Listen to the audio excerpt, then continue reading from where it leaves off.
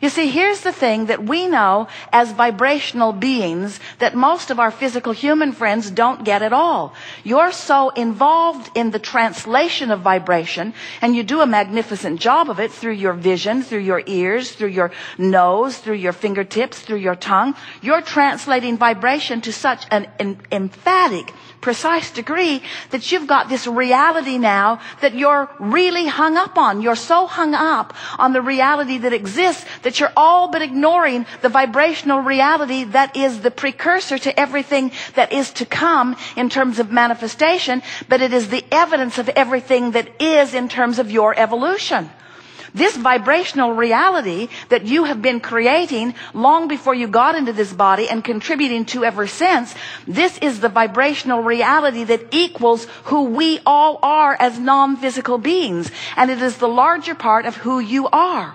So when you focus upon the money in your bank account today, while we get it that the realists want you to do that, that those people who are objectively exploring the content of your physical reality, they want you to say, look, this is what is, and we want to say to you in a way that you will never forget it, no, that is what was. Because what is over here in this vortex. What is the vibration of who you really are. And if you don't figure out how to become right now, in this moment, a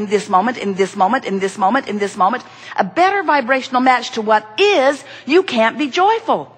You can't be hanging around in what was. And you say, Abraham, how can you call? I just looked online. I'm looking at my current bank balance, and you're telling me it's not current? And we say, not even close to current. What's current is what you have amassed vibrationally. And you say, but Abraham, I can't spend vibration. And we say, you haven't tried. You haven't even begun to try. You are not cashing in your vibrational currency. You're not. You're hanging around, most of you, over here outside the vortex where everything that you want and everything that you've become is. You're hanging around outside the vortex and complaining about what is. And we say, it's old news. Let it go. Let it go. Because you know, when you had that gut-wrenching realization that you didn't have enough money, you put more vibrational financial currency into your vibrational reality. You did. And if we can convince you today of the reality of this vibrational reality and of the real timeness of this vibrational reality and of the present tenseness of this vibrational reality, and we can convince you in some small part to make a decision that you want to find a new addiction. You want to find a new addiction to the good feeling emotions that you only ever find when you're focused in your vortex or looking in the direction of it.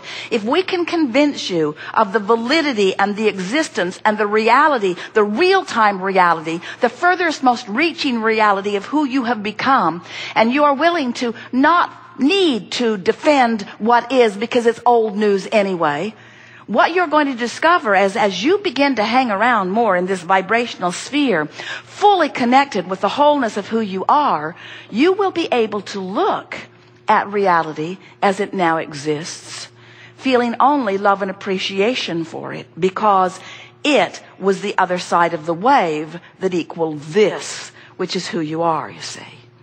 Now we know, as physical friends, explore the fullness of who you are. Over time, you have summoned a lot of fairy tales, analogies, parables, examples to try to help you to wrap your thoughts around who you really are. It's big who you really are. And we know that as we stand here in Esther's body, using Esther's ability to decipher and translate our blocks of thoughts into this language that you are hearing, we know that as you watch us wave Esther's arm in the circle and call it the vortex, and continue to point at that spot on the floor and call it something that you need to get excited about, we know that that stretches the boundaries of your reality-based world. We know that it does. But it is our promise to you that as you hear what we know, you will find resonance with that larger part of you who knows it too.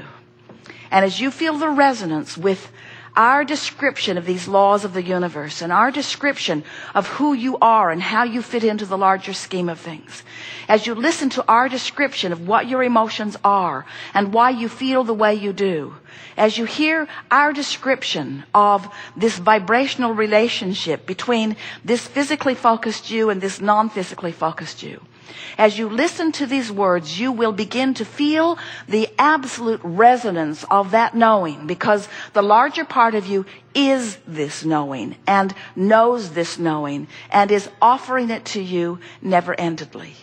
And as you listen and find resonance, you'll come into the vortex at least periodically during this time that we are here together today. And what you're going to notice as you come into this vortex is that not only do the things that we say make sense, but things that you've been living come into full, vivid form for you so that you have an understanding of what's being said here. In other words, words do not teach at all. It's only life experience that teaches. But as you feel the resonance, in other words, as we lure you inside this vortex and you get up to speed with the full knowing of who you are, everything about your life will begin to make sense to you. Not only everything about your life, but everything about everybody else's life also. You live in a universe, we all do, that is based upon this powerful law of attraction. And what that says is there is a frequency that you are emitting based upon the thought that you are thinking right now, that is accompanied by an emotion that is an indicator of all of that. But this thought that you are thinking is causing a vibrational emission that universal forces, basically the law of attraction, is responding to. In other words, you're getting back what you're giving out vibrationally.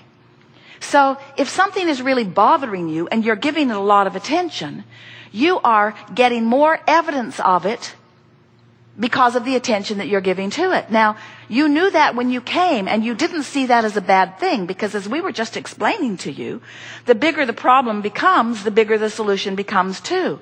But if we were standing in your physical shoes, we would ask ourselves the question all day, every day: how much attention to the problem is the perfect beneficial amount? In other words, how much of a solution am I wanting to give birth to today? Because when you get out of balance between your problems and your solutions, you get overwhelmed. And then things begin to fall of their economic weight. You get overwhelmed, and then you lose your physical balance. In other words, your physicality, your well-being, your financial well-being, the clarity that you feel in any moment.